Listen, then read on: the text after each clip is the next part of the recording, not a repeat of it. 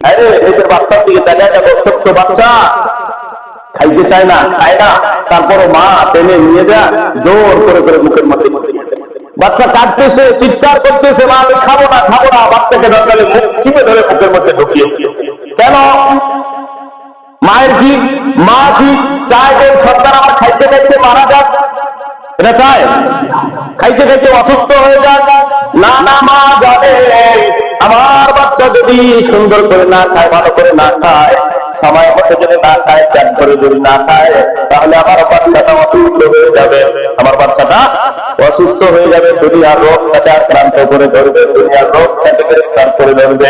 আমি যেভাবে হোক, যে প্রকারে হোক, ঠান্ডা বুঝবো না, শীত বুঝবো না, আমি গ্রীষ্মকাল বুঝবো না, দরকার হলে গ্রীষ্মকালে এত উত্তপ্ত গরমের মধ্যে মা আসলে শরীরটা দিয়ে যাচ্ছে, তারপরও মা পাকা দিয়ে সন্তানটা দেখা যায় আর বলে বাবা তুমি খাও।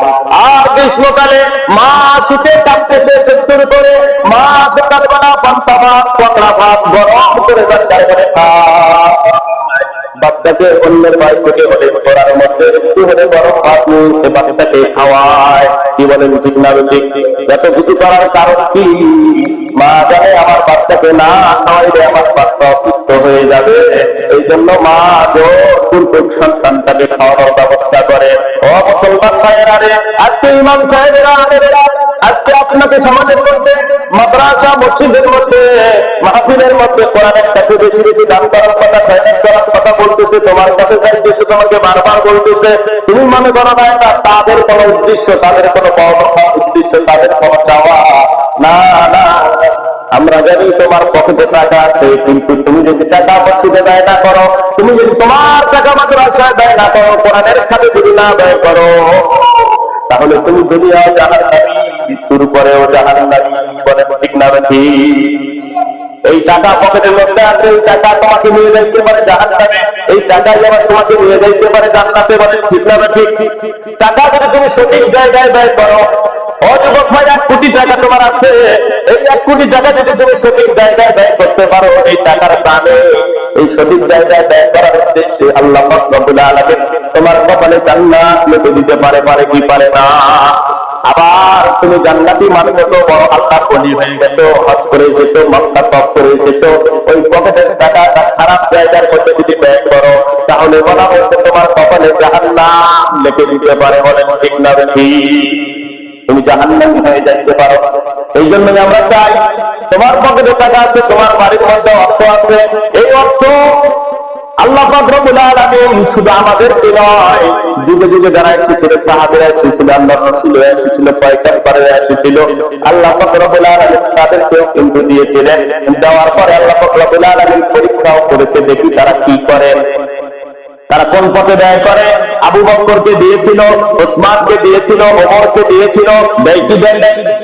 হ্যাঁ, তাদের জন্য আল্লাহ রাসূল সাল্লাল্লাহু আলাইহি ওয়াসাল্লাম একবার তাদের মধ্যে প্রতিযোগিতা শুরু করলো যে দেখি দান করতে সবচেয়ে বেশি উৎসাহ কে হয়, উৎসাহিত কে হয়, এবং দানের মধ্যে সবচেয়ে বড় হাত কার, এটা পরীক্ষা করার জন্য আল্লাহ রাসূল সাল্লাল্লাহু আলাইহি ওয়াসাল্লাম একবার মসজিদে নববীতে বলা হচ্ছে যে তাদের অর্থ বাড়ির মধ্যে যেটা আছে মসজিদে দান করার কথা বলা হলো। এবার ওমর রাদিয়াল্লাহু তাআলা এবং ওসমান রাদিয়াল্লাহু তাআলা তারা কি করলো, তাদের বাড়ি থেকে যে অর্থগুলো আছে নিয়ে আসা হলো, এবং আবু বকর তার বাড়ি থেকে অর্থ নিয়ে এসে দান করলো। এবার পরেক্ষণে জিজ্ঞেস করতেছে, আল্লাহর হাবিব, আমরা তো 3 জন দান করলাম, এই 3 জনের মধ্যে কে উত্তম, কে 1 নাম্বার হলো, একটু আপনি যদি বলতেন। আল্লাহ রাসূল সাল্লাল্লাহু আলাইহি ওয়াসাল্লাম ওমরকে জিজ্ঞেস করলেন, ওসমানকে জিজ্ঞেস করলেন, আলীকে জিজ্ঞেস করলেন, উত্তর যেটা পায় এই উত্তরের পরে কিন্তু রেজাল্ট দেওয়া হবে। ওসমানকে জিজ্ঞেস করা হলো, ওসমান তুমি কতটুকু মসজিদের মধ্যে দান করলে? আমি যে দানের কথা বলেছি। ওসমান বলতেছে, আল্লাহ গো, ও আল্লাহ রাসূল, আমার যে সম্পত্তি আছে সম্পত্তি 3 ভাগ করেছি, 3 ভাগ করে আমি 2 ভাগ নিয়ে এসেছি, 1 ভাগ রেখে এসেছি। আলীকে জিজ্ঞেস করা হলো, আলী তুমি কতটুকু পরিমাণ দান করেছো? আলী বলল, আল্লাহ রাসূল, আমার সম্পত্তিকে আমি 2 ভাগ করেছি, 1 ভাগ আমি মসজিদে নববীর জন্য দান করার জন্য নিয়ে এসেছি, 1 ভাগ আমার বাড়ির মধ্যে রেখে এসেছি। এরকম কথা বলা হলো। এবার আবু বকরকে জিজ্ঞেস করা হলো, আবু বকর তুমি কতটুকু দান করেছো আর কি নিয়ে এসেছো? আবু বকর ডাক দিয়ে বলল, আল্লাহ রাসূল, আমি তো দান করতে করতে শেষ হয়ে গেছি, আমার যতটুকু সম্পত্তি আছে, আমার বাড়ির মধ্যে যতটুকু ছিল, আমি সমস্ত টুকু টোপলা পেলে আপনার কাছে নিয়ে এসেছি। আল্লাহ রাসূল বলল, আবু বকর বাড়ির মধ্যে কি রেখে এসেছো?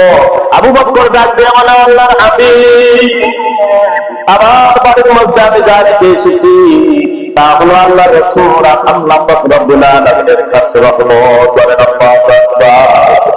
আল্লাহ রাসূল বলল, আবু বকর, তোমার বান্দা আল্লাহর দরবারে এত বেশি কবুল হয়েছে যে তিনজনের মধ্যে তুমিই এক নাম্বার। বলেন আল্লাহু আকবার।